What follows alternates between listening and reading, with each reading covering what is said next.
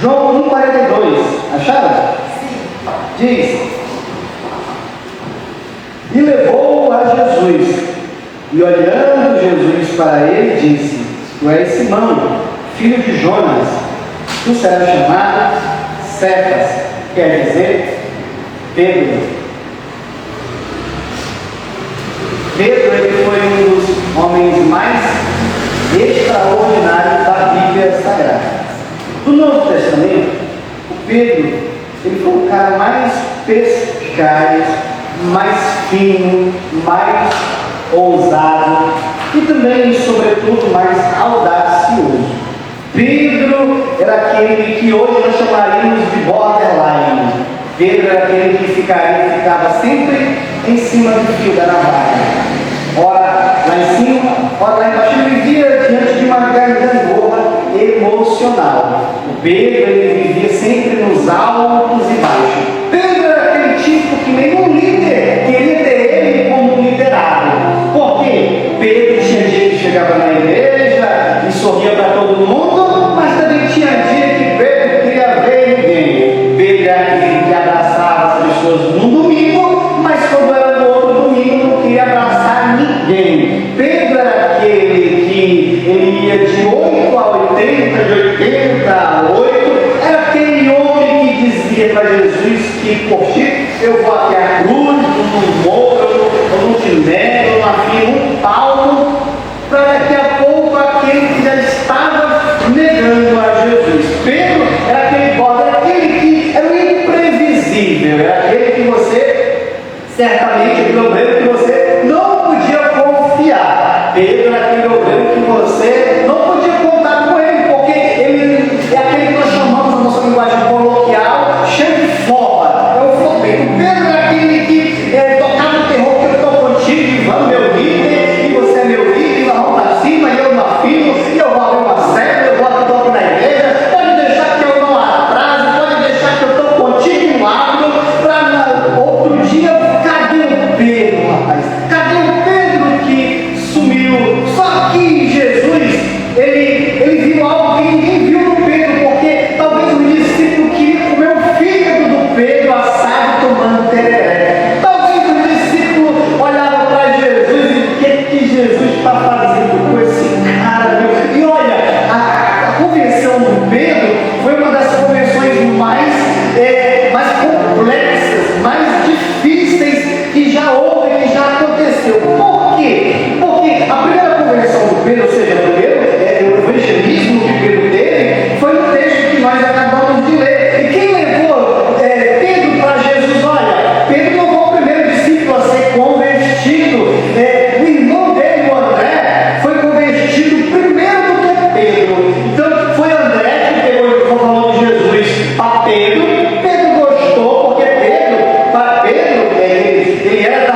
Olha para alguém e diz assim: Pedro era da Igreja Batista. Era do lado do João Batista.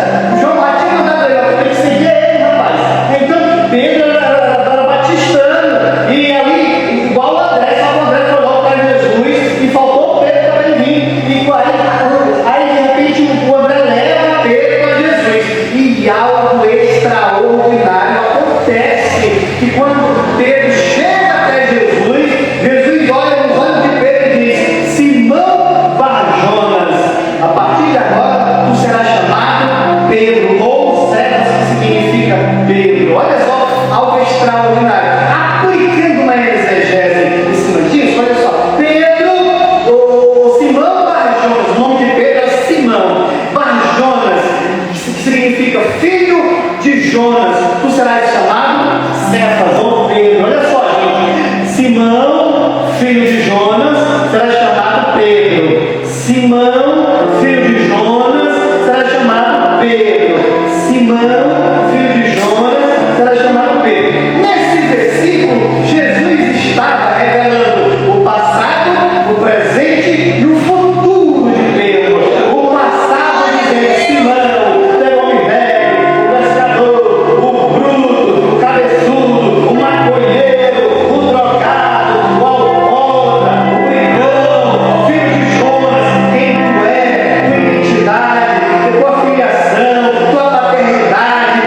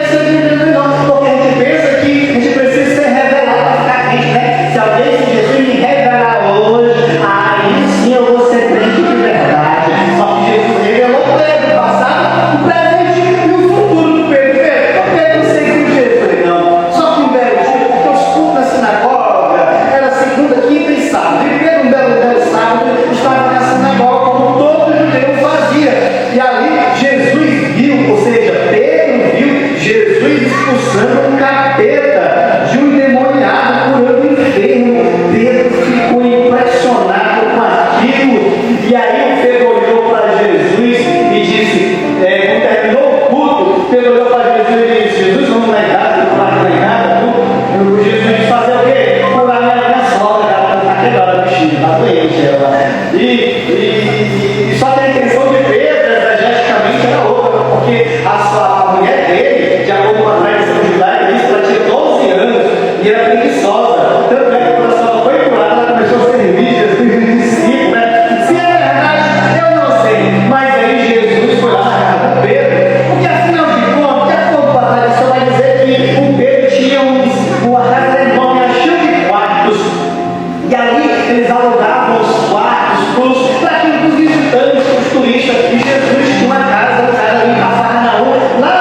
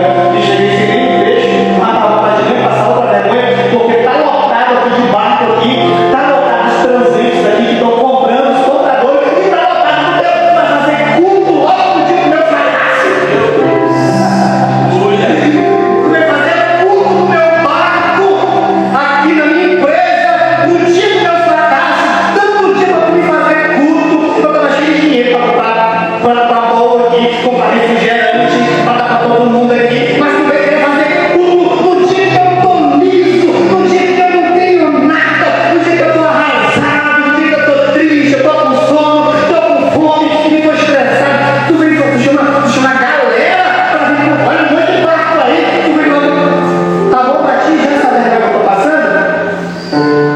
Jesus, faz este almará e lança as vossas redes.